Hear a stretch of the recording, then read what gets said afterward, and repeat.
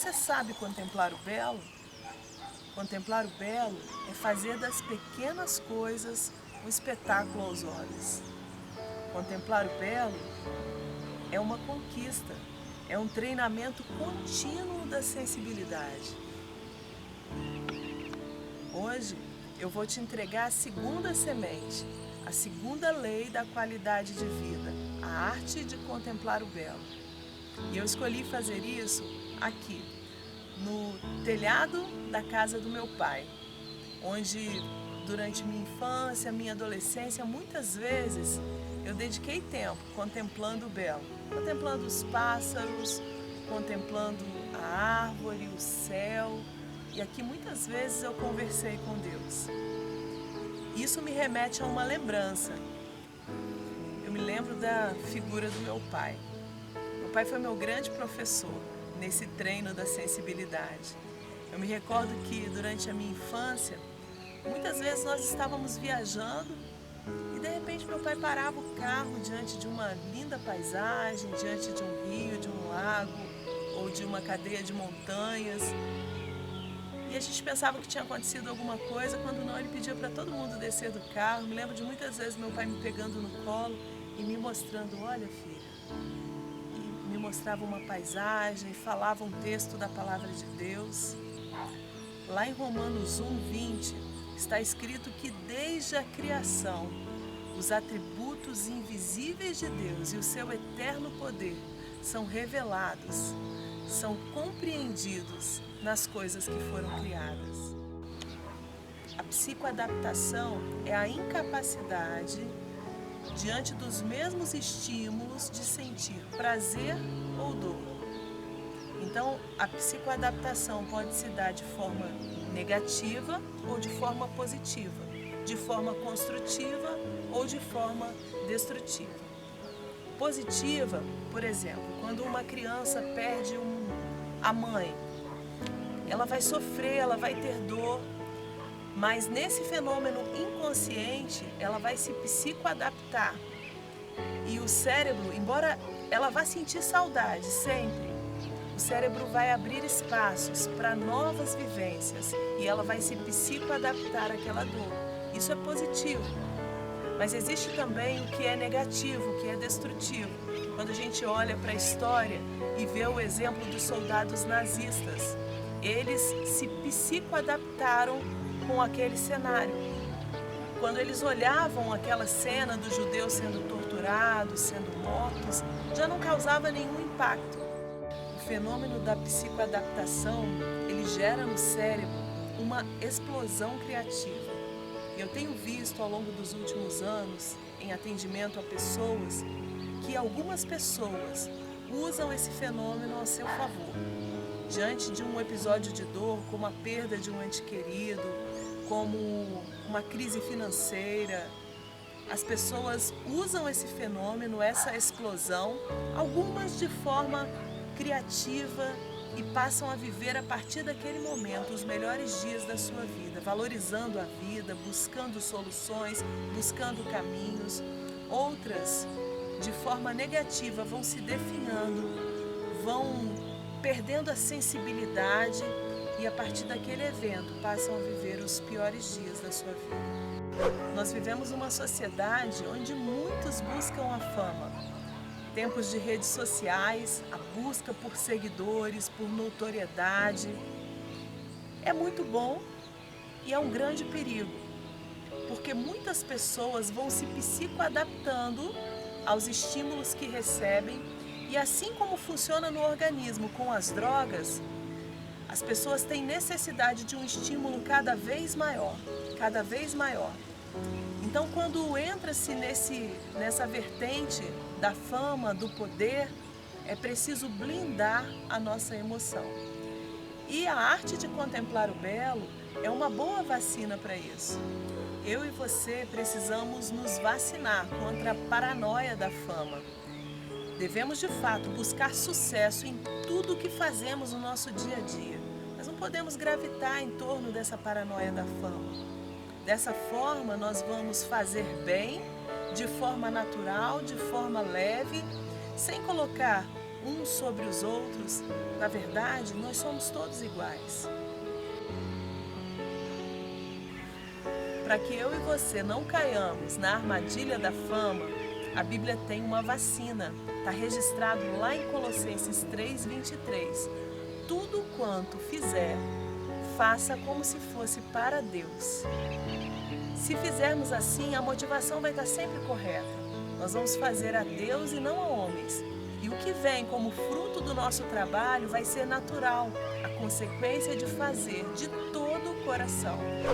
Existem muitos jovens que são velhos no território da emoção, porque acumulam dentro de si emoções negativas. Existem muitas mulheres que têm coragem de reclamar para os seus maridos todos os dias, olhando-se no espelho e exaltando os pontos que ela precisa melhorar, os pontos onde o corpo dela não está legal, o rosto não está legal. E muitas vezes ela está trazendo para o foco e destruindo a visão que ele tem sobre ela e destruindo também a sua autoestima. Isso é um veneno terrível. Nós precisamos aprender a contemplar o belo no outro e em nós mesmos. Eu costumo dizer que homens são exemplos. Eu mencionei nesse vídeo o meu pai, um exemplo para mim. Mas só existe um modelo. O modelo você pode realmente fazer tal qual que vai dar certo. E esse modelo na minha vida é o Mestre, Jesus. Quando falamos da arte de contemplar o belo e olhamos para Jesus, nós vamos ter várias referências daquilo que ele manifestou enquanto andou sobre a terra. Jesus, em um período muito curto de tempo, enquanto ele viveu aqui na terra, ele alcançou notoriedade social, ele alcançou fama. As pessoas buscavam por ele, por aquilo que ele podia fazer por elas. E Jesus gastava muito tempo com as pessoas. Ele gastava tempo ensinando, ele gastava tempo ouvindo. Quantas vezes ele disse: "O que queres que eu te faça?" Mas ele tinha sua mente blindada. Ele gastava tempo tanto com as pessoas quanto com ele mesmo. E o que é mais importante, ele tirava tempo de qualidade com o Pai. Era o tempo que ele gastava orando, buscando recuperar suas forças. A Bíblia registra que Jesus dormia, descansava. Ele tinha relacionamento social com amigos também. Todas essas coisas são simples, mas são como blindagem para que você não se submeta tanto aos estímulos externos que perca a sua qualidade de vida. Jesus, ele nasceu numa manjedoura, num ambiente simples, numa família simples. Existe um registro na Bíblia que mostra que quando ele tinha por volta de 2 anos de idade, ele foi perseguido por um rei cruel chamado Herodes. A família de Jesus teve que fugir para o Egito. E fugiu numa viagem que não é confortável como hoje. Eles viajavam a pé em lombos de animais. Era de se esperar que essa criança, diante desses estímulos estressantes, fosse desenvolver uma personalidade arbitrária, ruim, defeituosa, mas pelo contrário. Quando Jesus tinha 12 anos de idade, esteve com alguns homens, alguns mestres daquela época, alguns religiosos, e que eles ficaram impressionados com a sabedoria do menino Jesus, do adolescente Jesus, porque ele desenvolveu uma personalidade que era capaz de ensinar com a própria vida e com as suas palavras, as palavras que vinham de Deus, a gente sabe, aquelas pessoas que estavam à sua volta. Aos 30 anos, começou efetivamente o ministério de Jesus, que durou por 3 anos. Ele foi ganhando notoriedade, foi ganhando fama, mas ele estava blindado. Ele não perdeu a essência, a simplicidade, a motivação correta e a capacidade da arte de contemplar o belo. Está registrado na Bíblia um episódio onde tinha uma multidão seguindo Jesus e ele estava ali ensinando. Ele olhava para dentro de si e olhava ao redor, contemplando a natureza, contemplando o belo nas pessoas.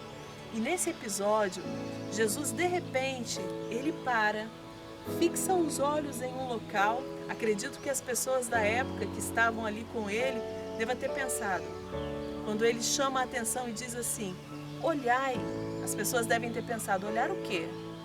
E ele continua, olhai os lírios dos campos, olhar para uma pequena flor, e dali ele extraía beleza. Olhai as aves dos céus, e ele vai fazendo uma comparação nesse texto lindo, tentando nos vacinar, tentando nos dizer, olhe você também, observe essas coisas, porque isso vai blindar você. O mestre da sensibilidade, Jesus, ele gastava tempo não só observando os elementos da natureza, mas ele gastava tempo com pessoas. Pessoas são importantes, pessoas são eternas. Além de acreditar muito em cada ser humano, no potencial que existia dentro de cada um, ele gastava tempo com pessoas idosas, com pessoas que estavam doentes, e ele gastava tempo também com as crianças. Ele cuidava das crianças, ele queria as crianças por perto. Uma vez tentaram afastar as crianças e ele disse para aquelas pessoas, não, deixe vir a mim os pequeninos. Então essa é a maior prova que Jesus blindava a sua mente. Muitos alcançam sucesso intelectual, profissional, financeiro, social, mas perdem a sensibilidade. Gastam tempo com tanto trabalho, com tantos compromissos, mas não gastam tempo consigo, não gastam tempo com Deus, não gastam tempo com as pessoas que amam. Dessa forma, essas pessoas perdem a sensibilidade e acabam vivendo uma vida aparentemente extraordinária, mas uma vida pobre. Pessoas que mendigam o pão da alegria, mesmo vivendo em casas luxuosas, trabalhando em lindos escritórios. Você consegue se imaginar rolando com uma criança, dando risada até doer a barriga, sentindo o cheiro da chuva? Sabia que a chuva tem cheiro? Escutando o canto de um pássaro? É preciso treinar sua sensibilidade. E eu quero terminar lembrando que contemplar o belo é uma conquista, é um treinamento contínuo da sua sensibilidade. E até a natureza, ela desfruta dessa contemplação. No Salmo 19 está registrado: os céus declaram a glória de Deus, o firmamento anuncia as obras de suas mãos. Um dia discursa outro dia, uma noite revela sabedoria outra noite. Use a segunda lei da qualidade de vida a seu favor. Treine suas emoções, treine sua sensibilidade, descubra a arte de contemplar o belo. Lembrando que contemplar o belo é fazer das pequenas coisas um espetáculo aos olhos. Gente, olha que espetáculo a cena que eu tô pegando aqui para exemplificar tudo que a gente falou no vídeo. Olha só, essa cena eu vejo há muitos anos, desde que eu era criança. Eu vejo minha mãe aguando as plantas, ela tem a prática de conversar. E essa aqui hoje, ela está abrindo um botão aqui. Eu já falei com ela, que coisa maravilhosa que vai ser você abrindo esse botão tão bonito. E você vai ver que ela, quando ela abrir, que lindo que vai ser. Então olha só, fazer das pequenas coisas um espetáculo aos olhos. E minha mãe está aqui hoje observando a beleza desse botão que começa a abrir na plantinha dela. Chegou aqui também, ó, o meu outro grande professor que eu mencionei para vocês, né? Meu pai. Meu pai me ensinou essa arte de contemplar o belo, né, paizão? Filha, eu sempre fui um amante da natureza e contemplar aquilo que Deus fez e deixou de bom para nós, né? A natureza nos ensina muita coisa. Nós olhamos assim, nós vemos aquilo que Deus fez, né? Os céus, as nuvens. A gente olha assim, a gente vê em tudo isso o poder de Deus, né?